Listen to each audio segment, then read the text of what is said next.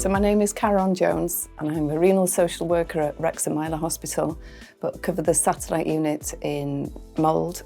We work with people pre-dialysis, on treatment, transplanted, family members, so we work with an array, everybody who's involved from a family perspective with the person who dialyses.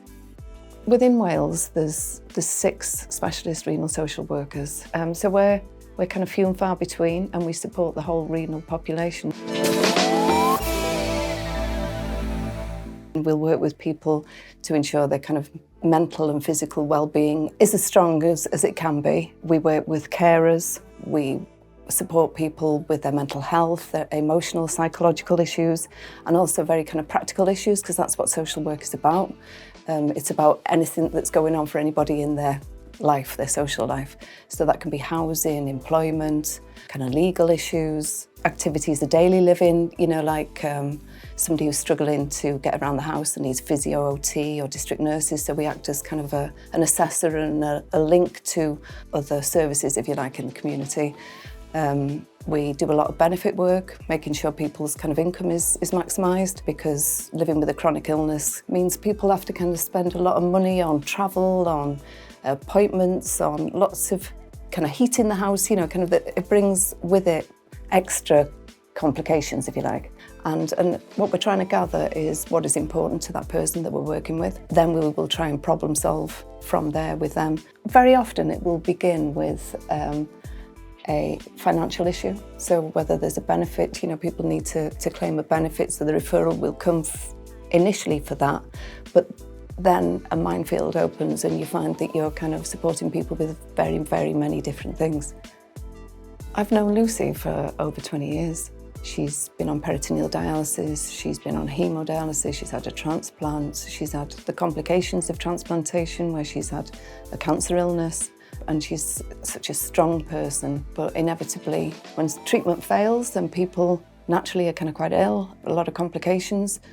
On the dips along the journey, then we'll always we'll connect and reconnect, and you know that's a good enough source of support for her. My name is Lucy Bevan. I've been on home hemodialysis for 7 years. Predominantly during that time, I've been a home hemodialysis patient. I'm having to dialyse in unit because of access issues at the moment, but I'm soon to be returning home. I'm in the hopefully just a few weeks or maybe a month or so away now. So when my CKD started, which probably would have been back in 2005 maybe, and then I was on peritoneal dialysis for a few years, and then in 2007 I had a kidney and pancreas transplant. That then lasted me for 7 years. The kidney stayed healthy for 7 years. Then I had a few other health complications, and unfortunately, because I contracted an infection in the pancreas, I lost the kidney as well. So I ended up back on home hemo from 2014. But since I've been on home hemo, I've been able to apply for positions within the organisation I work for on a full-time basis. And it was a job that I really wanted to do. So without home hemo, I wouldn't have been able to do that. From dialysing in units to being able to dialyse at home and fit that around my work schedule has just been life-changing for me. Firstly, I think I first kind of came across Karen. Obviously, I was introduced to her when I started on hemodialysis again in 2014 and was in the unit. But I think most recently has been during the time when I was told I'd have to stop dialysing at home just for a short period and return to the unit. I'm so passionate about dialysing at home that for me just didn't feel like it was an option. So with Karen's help, she's been amazing. She's been so supportive in helping me liaise with the doctors, trying to sort of come to terms with my own, you know, state of mind about things, because I was having a really difficult time with adjusting back to being in unit, to be honest. Back in 2017, I had a really tricky time. I'd been diagnosed with cancer. My mum was going through cancer treatments at the same time, and then I lost my mum.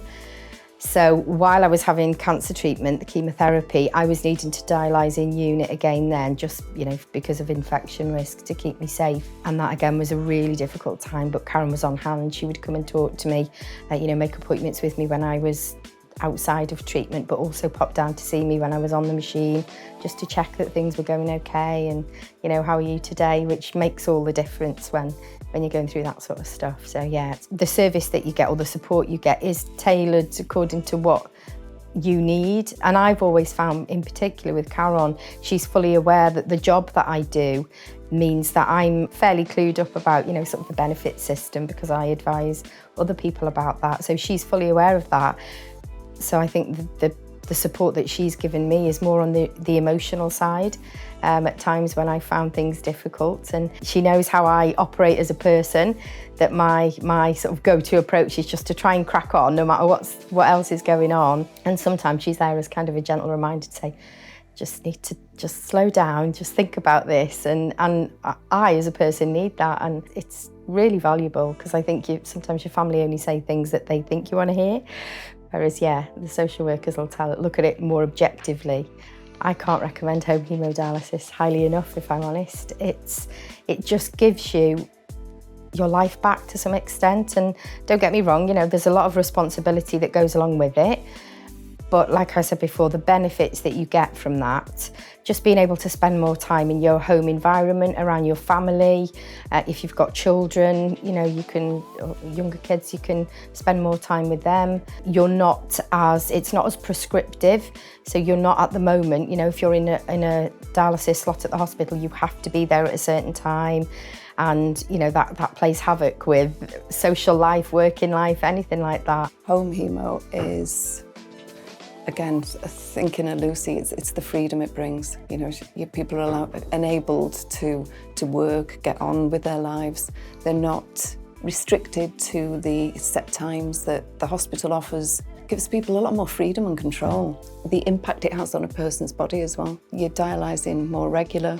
With people on home hemo, it feels as if they will contact us rather than us having to kind of check in more regularly, in which case that would tell you they're more independent. They have more ownership of their life in a way, whereas people who come in are a lot more restricted, because they have to fit into a slotted time, don't they? And I think this is something we're working on in Wrexham now. We've had a refurbishment downstairs, and there's now a shared care unit, which is amazing, because it gives people the opportunity, those who are starting dialysis, to come in and from the very start take some kind of ownership for their treatment.